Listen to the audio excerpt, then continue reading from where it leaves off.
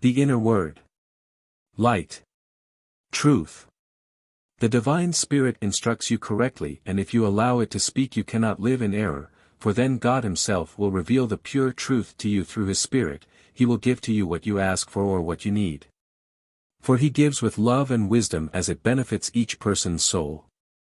Consequently, wherever God's love and wisdom is working, you humans only receive that which helps to advance your soul's maturity.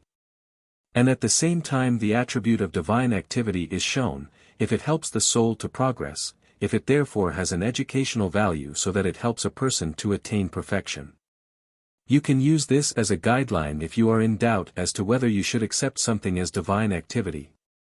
Everything that helps a person to become psychologically mature is good and should therefore be acknowledged as being imparted to a person through God's Spirit.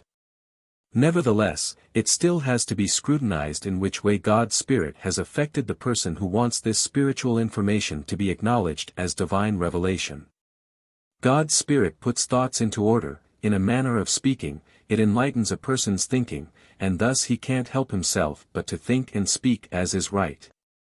His intellect starts to function in the right way, and one can therefore speak of virtuous thinking which is in accordance to God's will, which can result in many blessings for fellow human beings, because the former will never speak anything but good and on behalf of God and is therefore also especially blessed.